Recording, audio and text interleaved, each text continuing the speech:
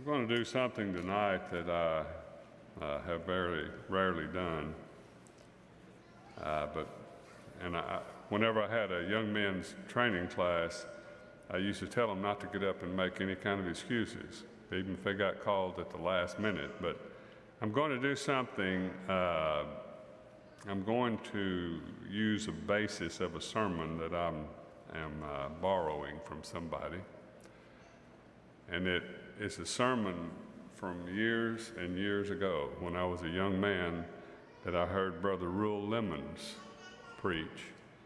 And it was, over the course of a lifetime, I suppose those of us that have grown up in church have heard thousands and thousands of sermons, and probably there are not very many of them that have stuck in our brain.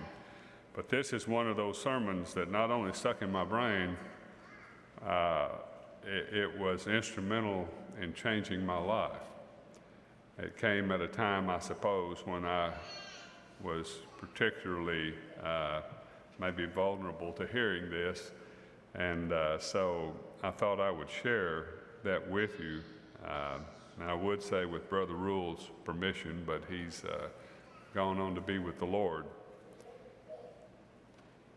There's a children's hospital in Oklahoma City, and there is a ward of blind children there. And a nurse handed each child a lump of clay and told them to mold an airplane. And they molded really odd, peculiar forms. And we say, what a pity. These children have never seen an airplane. But there's an even sadder picture that we're ignoring. About 100 miles northwest of Tokyo, Japan, is said to be the largest idol in the world. A mountainous piece of black rock which is carved into a hideous face.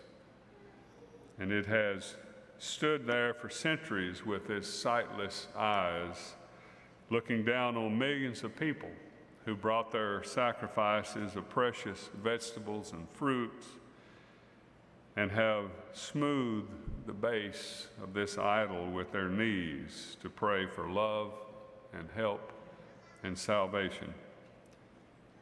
And somewhere, sitting in a windowsill in China, is a pot-bellied, cross-legged figurine, a never-speaking, never-caring God who can be purchased for a few coins.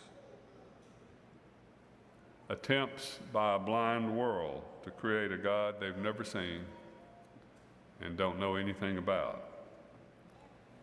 And somewhere very near today, a man is standing before a large audience of people, and he's telling them of a God who is all love, all heart. He's telling them of a very beautiful heaven that will one day overflow with people who simply believe in this God, and a very desolate hell, which will contain only those who willfully rejected this God. Attempts by a blind world to create a God they've never seen and know nothing about. There's a blind, lost, and dying world out there. And at least part of the reason why, well, it's because of what we told our sons and maybe our daughters the other day. Settle down and marry a good girl, and I'll help you build a house here right beside me where I can hold my grandchildren on my knee. And we've challenged and encouraged them to do and to be everything other than ministers of the gospel. And do you know what's going to happen? Since we didn't send them out with a Bible in their hand, if not our sons, then our grandsons, then the government one day will stick a rifle butt in their hand and teach them how to use it and send them out to some desolate battleground to kill the people that we should be sharing the gospel with. And there's another reason, because somewhere this morning there's a group of people singing, "Oh, how I love Jesus." And we think that giving a little money every week and going to church regularly is going to save us and the world. It's kind of religion by proxy. We pay somebody to do our evangelism for us, and we have neighbors who've never heard of the true gospel. And it's because too many of us have made religion a part of our life rather than our life. The Lord had a message for Moses, an 80-year-old man, a fugitive, fled to Midian, married a Midianite girl, working for his daddy-in-law. He wasn't figuring on going anywhere or doing much of anything other than what he was doing. His people had been in bondage for 430 years, but that wasn't his problem. He'd already made an effort, and it hadn't worked. But God sent him a message. He said, "Son, you're not home yet. I have a mission for you. There are some people in bondage that I want you to get out." And everything that we know and love about Moses, he did in the last 1/3 of his life, after 80 years old. And here we sit, comfortable, with a good job, content in the rut that we've cut out for ourselves. The fact that there are millions of people who are blind, lost, and dying, praying to a little pot-bellied God who can't hear, well, that's their business. And that rut that we've made for ourselves one day may be our grave. Is that where we want to die? We've salved our consciences with little cliche phrases like, "God will see that everybody that would obey will have the chance to hear."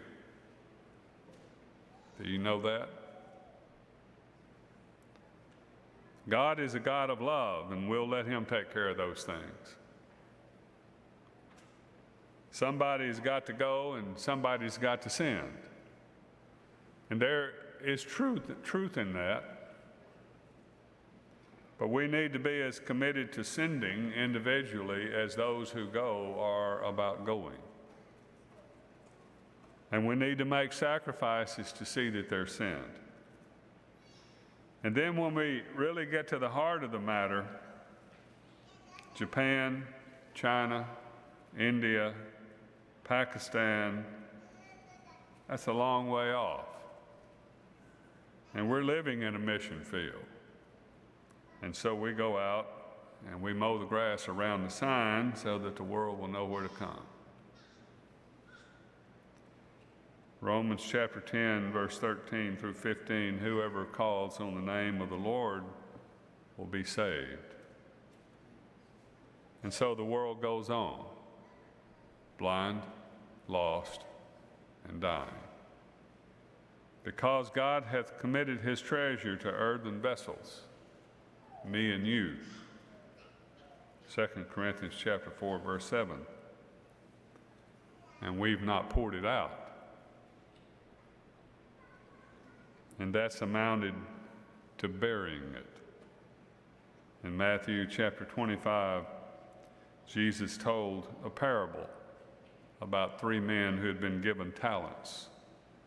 And when he came down to the 1 talent man, he said, "Master, I knew that you're a hard man, harvesting where you've not sown, gathering where you've not scattered seed, so I was afraid.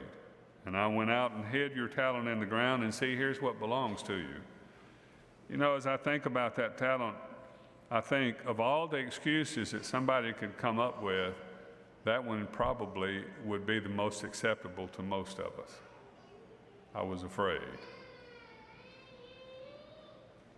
But his master replied, "You wicked, lazy servant. So you knew I harvested where I had not sown, gathered where I had not scattered seed? Then you should have put my money on deposit with the money changer so that when I return, I would have received it back with interest. You may have 1 talent, you may have 5, you may have 10.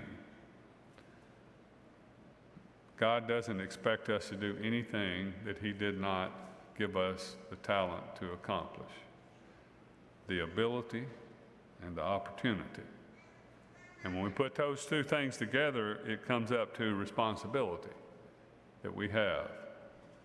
And we do, in fact, live in a mission field.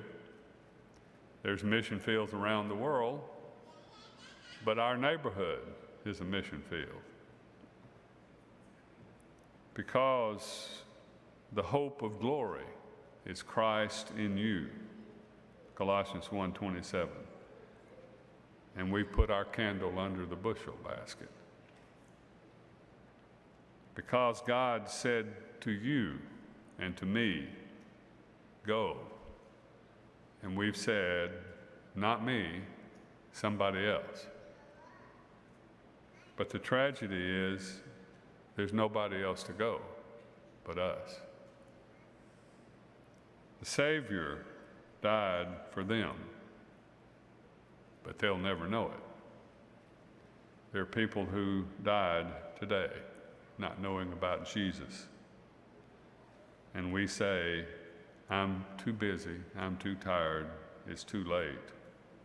God didn't command everybody to be a preacher, but he did tell every Christian to be a minister. What will happen, you say, if I don't go? Well, nothing noticeable. The world will continue trying blindly to create a God that it's never seen and never will because we didn't go.